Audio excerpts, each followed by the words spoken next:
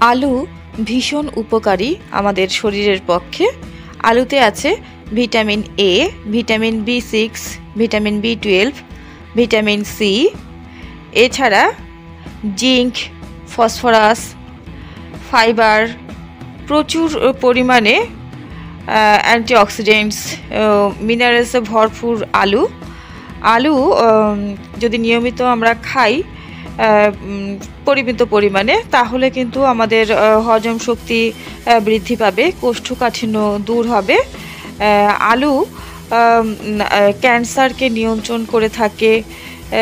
এটি আমাদের মন ভালো রাখে এবং আমাদের যে নার্ভাস সিস্টেম তাকেও কিন্তু ভালো রাখে আলু। আমাদের ত্বকের সৌন্দর্যতা বৃদ্ধি করে থাকে আলু, আমাদের চুল ভালো রাখে।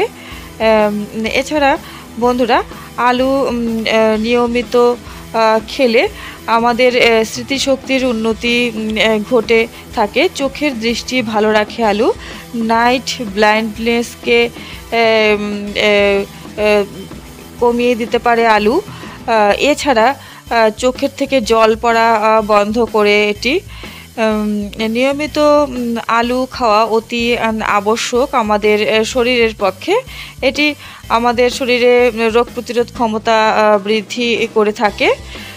তবে কোনো কিছুই বেশি ভালো নয়, তাই অত্যাধিক পরিমাণে আলু খাওয়া কখনোই উচিত নয়। এছাড়া আলু ডিপ ফ্রাই করে খাওয়া উচিত নয়।